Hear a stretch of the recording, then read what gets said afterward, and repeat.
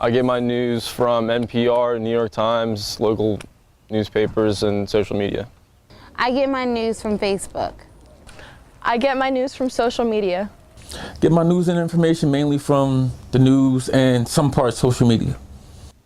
I always go to Twitter first, or usually a local news site like ABC, NBC, something like that. I get my news from Twitter and pretty much 6ABC and other social media outlets. The internet's, readily available to me. It's better than going to a Wawa or 7-Eleven, picking up a newspaper. I think it goes hand in hand to a degree. I don't think that there's that much of an advantage by tweeting your stories as much as it's just writing for a newspaper. I've noticed in writing for a newspaper that you can do both at the same time, and both have its own rewards. There's nothing like seeing your story in print, I still think, so that's why I like seeing newspapers still around. But with the way the web is, tweeting stories is very common, and I do enjoy that too. With newspapers, sometimes the news won't be as quick. You won't get it as quick. With the news on social media, you'll get it as a live feed.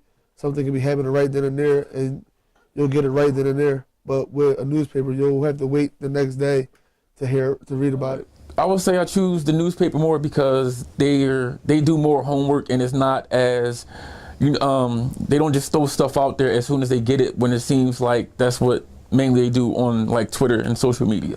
Truthfully, I do not read the newspaper on a regular basis. I do read it when it is in front of me, but I find it's more helpful to use the social media and use the internet to find the more reputable news sources. The newspaper, I think, is a dying breed, but I think newspapers will morph into more of an electronic medium, especially the OLED and flexible digital displays will become more prevalent, and the newspapers will be morphed into more of an electronic source as opposed to just print journalism in general.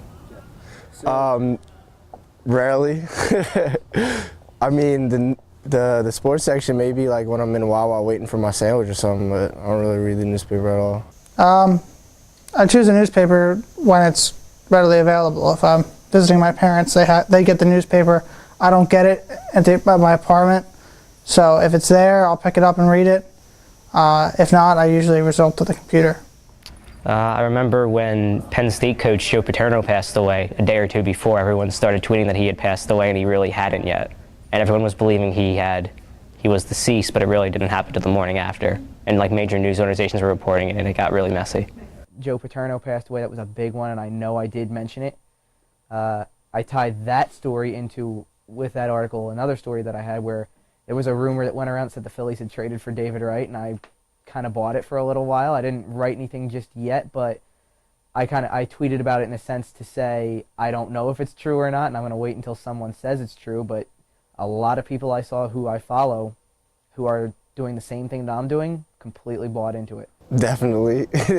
There's been rumors about like all different types of celebrities dying, and it's not been true, and all kinds of stuff. So definitely once or twice. Like many people, yes, I fell victim to false information, like what happened, the situation with Lil Wayne and what TMZ was reporting out through Twitter and social media.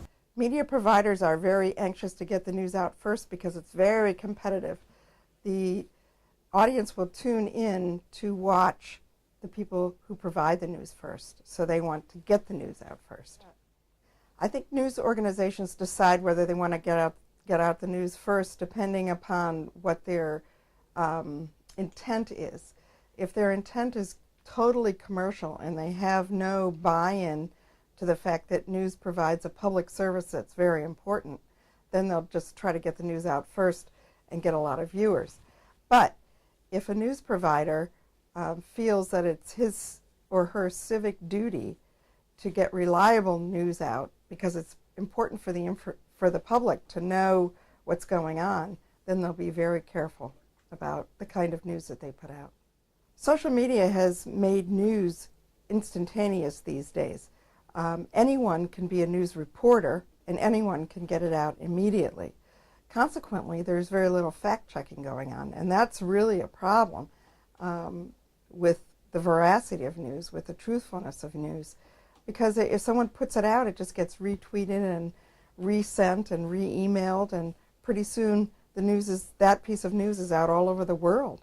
Might not be true, but it's still sent to everybody. The only way that you can really control what goes out in social media is to filter it. And I think that that's totally contrary to the way social media works. If you have a filter, then you're controlling the information. Like there's a Chinese version of YouTube and there's a Chinese version of Facebook. And the reason that they have their own version is so that they can control the message. In our society, I think it's more important to be able to communicate freely than to control the message. I think media literacy education is really, really important in the United States. That if media flows really freely, then it's the obligation of the media consumer to check out the source from which they're getting the media.